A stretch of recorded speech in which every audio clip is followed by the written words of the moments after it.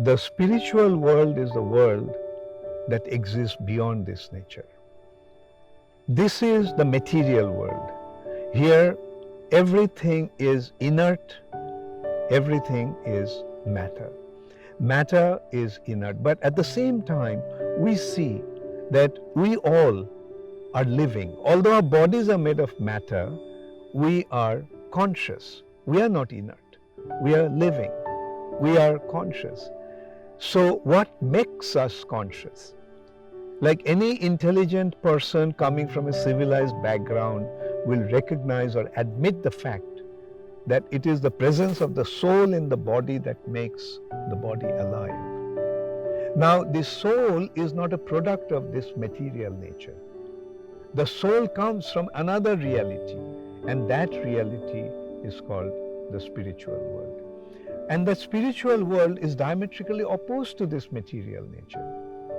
Like this, if you consider the material nature is inert, material nature is unconscious, material nature is causing distress and difficulties and suffering to us. And in this material nature, we all are subjected to death. Anyone who is born is bound to die. So these are the characteristics of the material nature: death, suffering, and inertness, unconsciousness. Now, the spiritual world is diametrically opposed to that material nature. Like, while the material nature is inert, the spiritual nature is conscious. Everything in that world is absolutely conscious, so much so that we, living entities, tiny little spiritual entities, when we come into the material nature, we convert the material body into a conscious living being. So this is how we can see the power that every single spiritual being has. Now all of us, the spiritual entities, spiritual beings, spirit souls, we all are coming from the spiritual world. And in the spiritual world, everything is immortal, everything is eternal. For example, when we speak about death, who dies? Is the body dies. When does the body die? When the soul leaves the body dies. The soul doesn't die. The soul transmigrates from one body to another.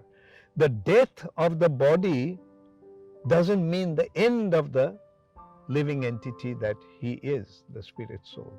The spirit soul transmigrates from one body to another. When one body dies, then gradually he gets another body awarded to him by Mother Nature. So, in the spiritual world, there is nothing called death. Everything there is eternal, therefore immortal. Spiritual nature is full of consciousness.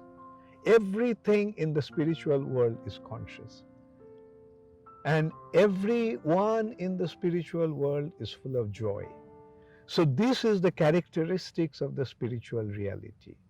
The spiritual reality is eternal, full of knowledge, and full of bliss. In Sanskrit, these three expressions are called Sat, Chit, and Anand.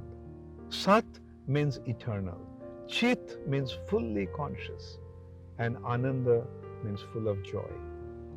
In that world, there is no anxiety. Nobody in that world has any anxiety. The Sanskrit word for anxiety is kuntha. And since there is no anxiety in that world is called Vaikuntha, a world where there is no anxiety, a world where there is no suffering, a world that is full of joy and eternally blissful.